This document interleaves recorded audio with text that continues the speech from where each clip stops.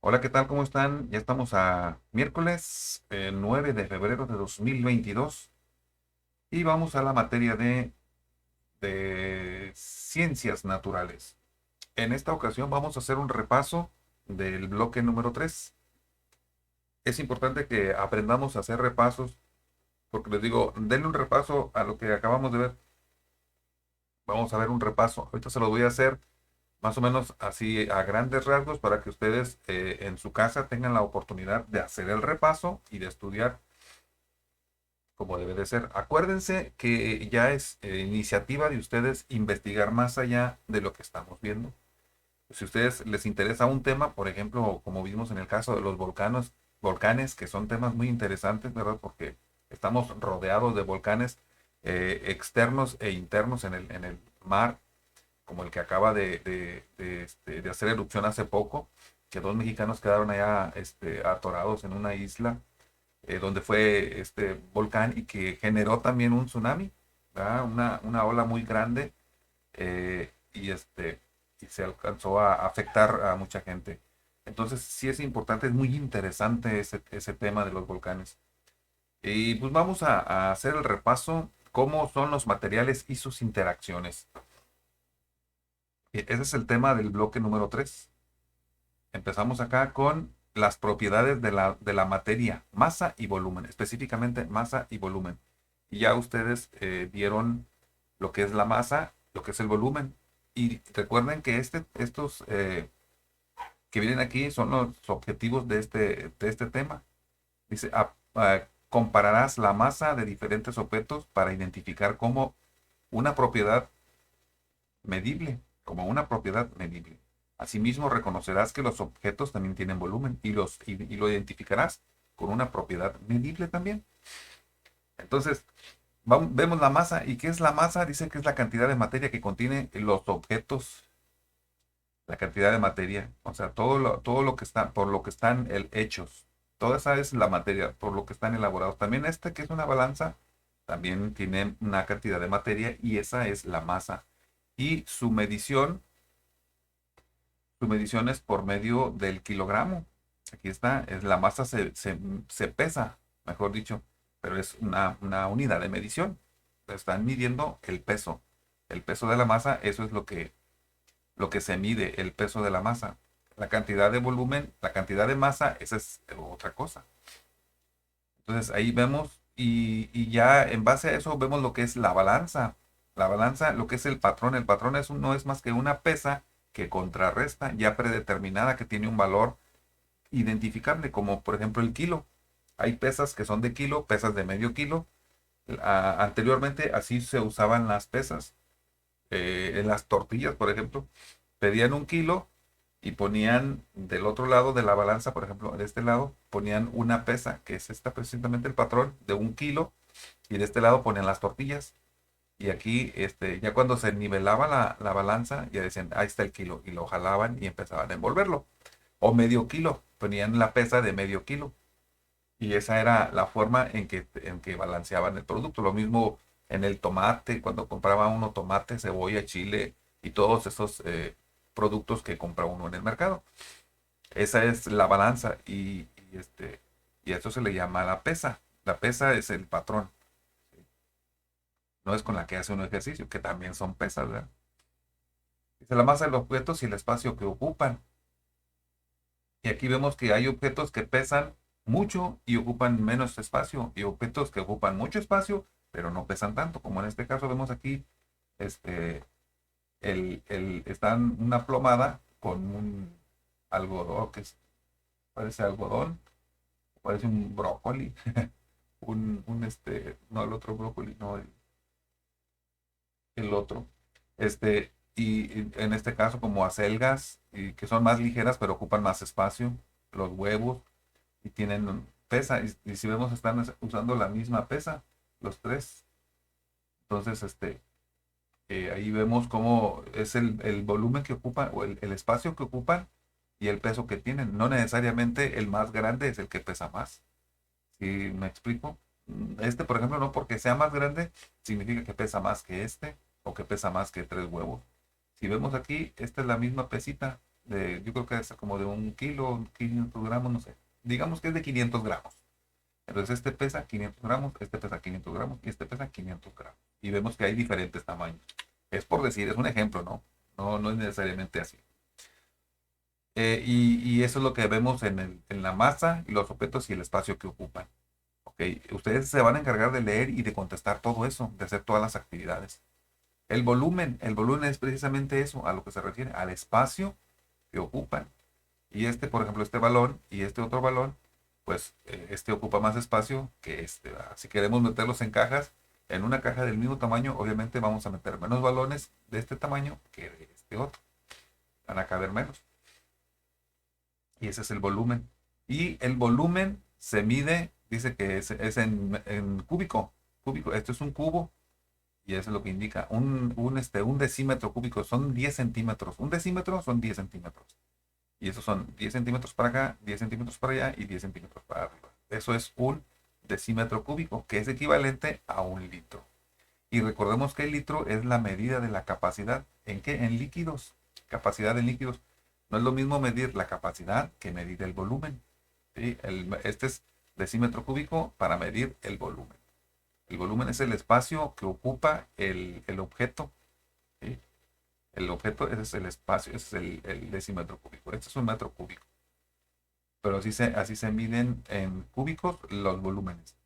Y la capacidad, acuérdense que es en litros. ¿Cuánto capacidad tiene? Como el biberón, mira, aquí tenemos un biberón y aquí tiene la capacidad en mililitros. Aquí lo marca en mililitros, ¿verdad? Y así sucesivamente. Podemos llenar un vaso con diferentes capacidades porque por ejemplo, este grano más grande, este es grano más pequeño y si creo que es más pequeño. Este, si lo echamos aquí, obviamente los frijoles, como son más grandes, van a ocupar más espacio. El azúcar y sal, creo que es azúcar y sal, no sé qué producto. Pero ahí dice arena, semillas de frijol, azúcar y agua.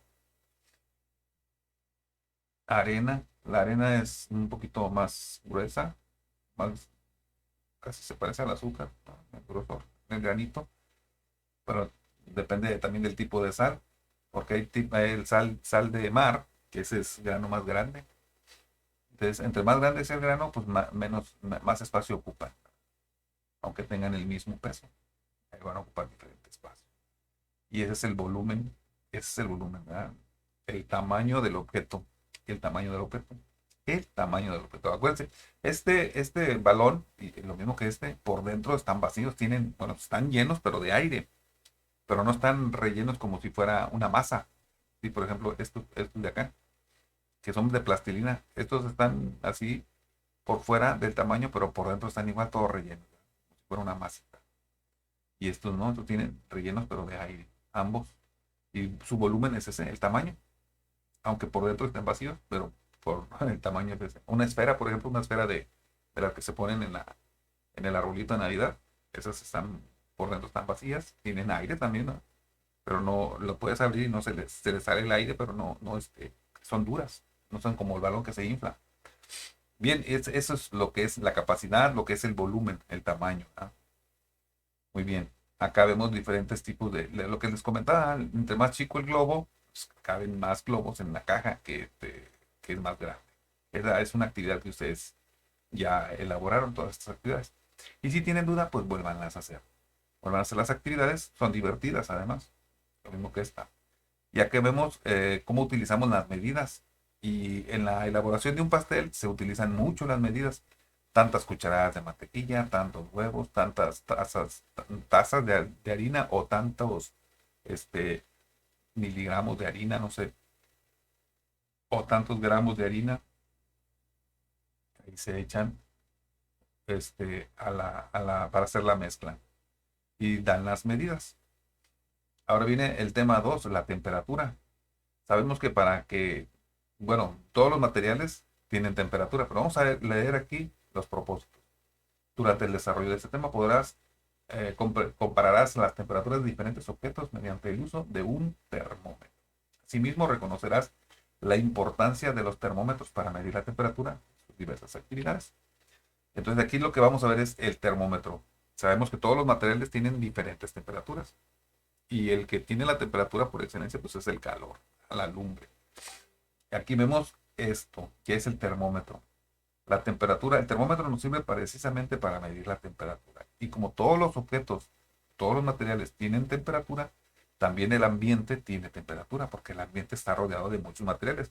El aire que circula, el oxígeno que respiramos también son objetos que no palpamos, o que no vemos, pero sí palpamos, sentimos el aire, sentimos el oxígeno.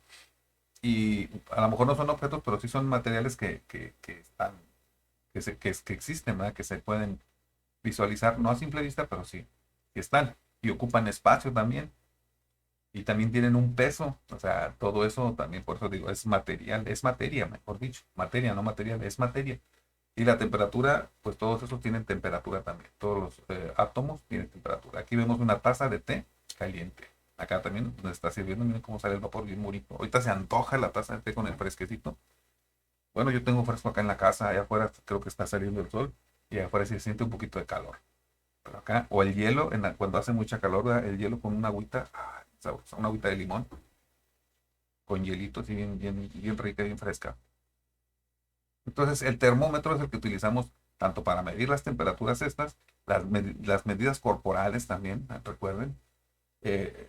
Acá les estoy platicando, pero ustedes es importante que vean aquí la definición de temperatura. Dice, es la medida del calor de los cuerpos y se expresa en grados Celsius.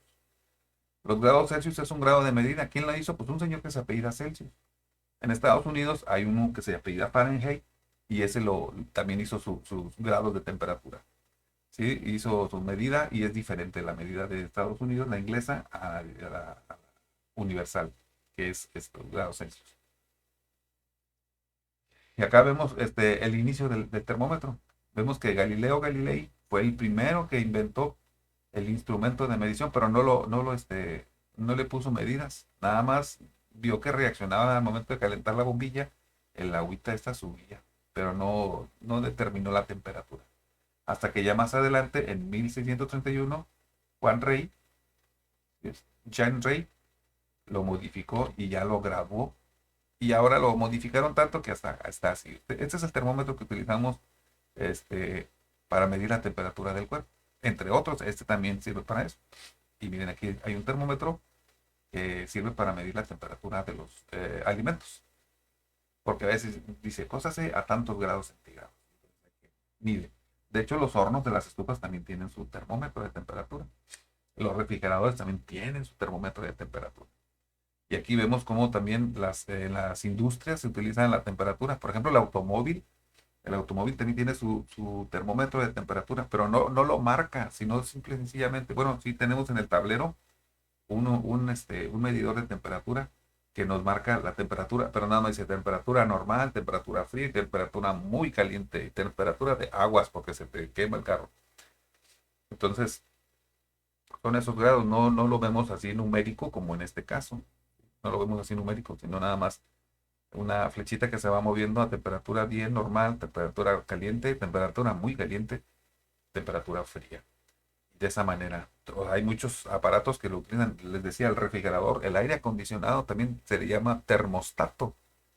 En el refrigerador y en el aire acondicionado se les llama termostato, pero son para medir la temperatura. Ya cuando desciende, por ejemplo, en el refrigerador, cuando la temperatura aumenta, según la que tienen registrada, aumenta la temperatura, o sea, se hace más caliente y entra el termómetro, el termostato la detecta se cierra un circuito y funciona el compresor y empieza a enfriar otra vez el refrigerador. Por eso se apaga y de repente empieza otra vez a funcionar el refrigerador. Lo mismo que el aire acondicionado. Para que se mantenga en una temperatura ambiente, el aire acondicionado también tiene un termostato que está constantemente checando la temperatura de la habitación. En la habitación, cuando empieza a aumentar la temperatura, entra en función el termostato y empieza otra vez a funcionar el aire acondicionado. La ventilación es otra. La ventilación siempre está funcionando, pero el aire, lo frío del aire, entra a función por el compresor. El compresor es el que se encarga de enfriar el aire por medio de un gas. Y ya lo enfría y la habitación, entonces cuando la habitación alcanza la temperatura marcada, ya sea 22, sea 24, alcanza esa temperatura, entonces el termostato la detecta, que ya, por ejemplo, empieza a enfriarse más, empieza a bajar, a descender a más de, si la tenemos en 22, baja a más de 22 y se apaga. para que se mantenga esa temperatura ambiente en 22 grados. Cuando empieza a subir otra vez la temperatura, digamos a 23, vuelve a prender. Y empieza a bajar, y así está el termostato. Prende y apaga según para donde se incline la temperatura. Pero eso es importante. Aquí vemos los refrigeradores, diferentes refrigeradores, donde almacenamos nuestros alimentos, donde se almacena el medicamento y donde se almacena la carne de las carnicerías. Aquí sí es importante casi tenerlas congeladas para que no se echen a perder tan pronto. Y aquí vemos otra temperatura de los volcanes. Decíamos que eran, ¿qué? 1200 grados centígrados. La temperatura de la lava de los volcanes. Es muy fuerte esa temperatura, es muchísimo. El agua hierve, se evapora, mejor dicho, a los 100 grados Celsius o 100 grados centígrados. Si aventamos aquí un vaso de agua, yo creo que ni alcanza ni a tocar. Se evapora de volada rápidamente. Y ahora vemos efectos de la fuerza en los objetos.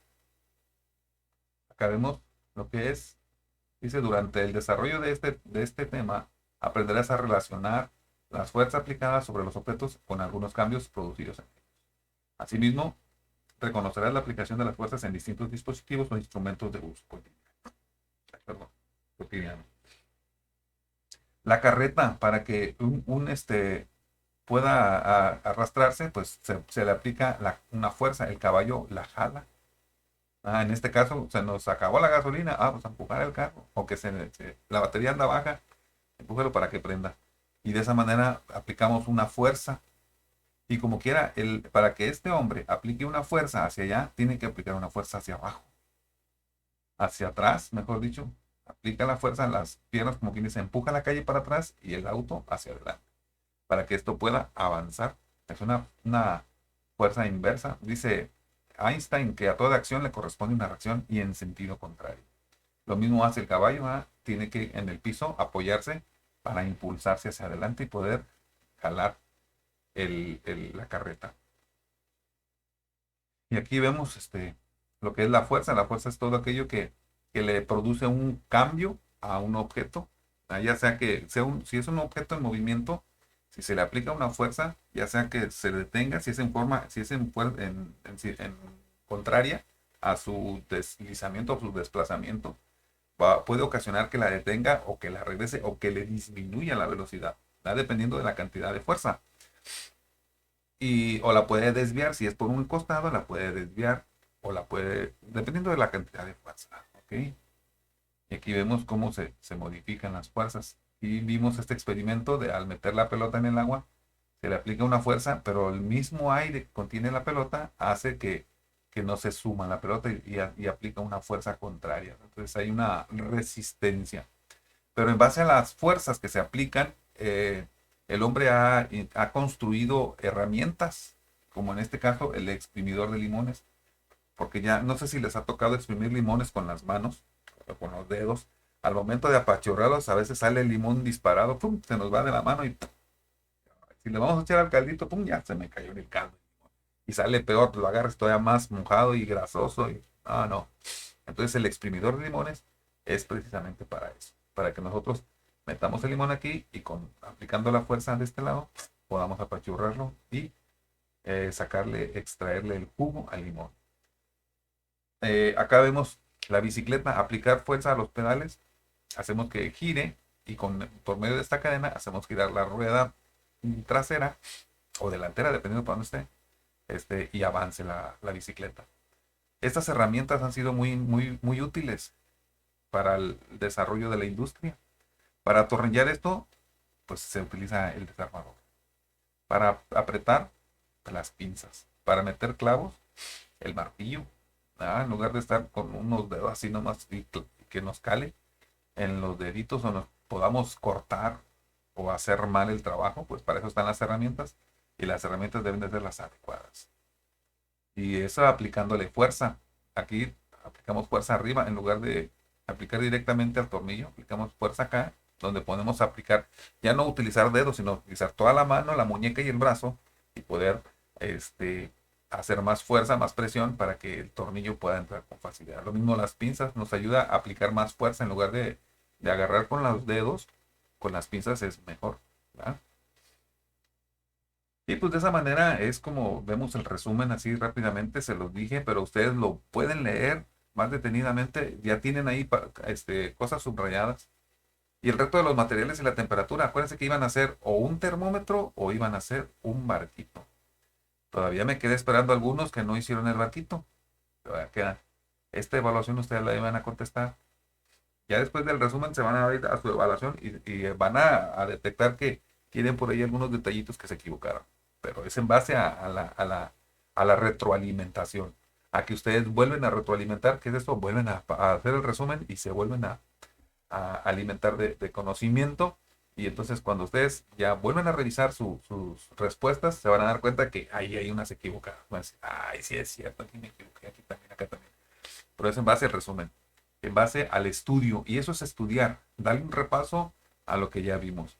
Y pues bueno, ya de mi parte es todo. Ya próximamente empezaremos con los efectos que producen la interacción de las cosas. Miren qué bonito. ¿Saben qué es esto? Ese es un imán con limadura de fierro, puras bolitas de fierro. Se hacen estos campos magnéticos. Pero eso lo vamos a ver más adelante. Así es que por lo pronto, de mi parte es todo. Espero que les sirva este resumen para que ustedes empiecen a estudiar por su cuenta y empiecen a hacer repasos cuando su maestro o su maestra les digan, denme un repaso a lo que vimos. Eso es lo que tenemos que hacer. Volver a leer, volver a recordar y lo que no recordamos, pues volver a leerlo para tener el conocimiento fresco y que no se nos olvide. Y cuando tengamos una evaluación, no nos espantemos, que nos digan, "Ah, tenemos examen sorpresa, hoy no puede ser". Entonces, para eso nos sirve. Y aparte que es un conocimiento que podemos guardar en nuestro cerebro y utilizarlo cuando sea necesario. Bueno, de mi parte es todo. Nos vemos hasta el próximo video. Bye.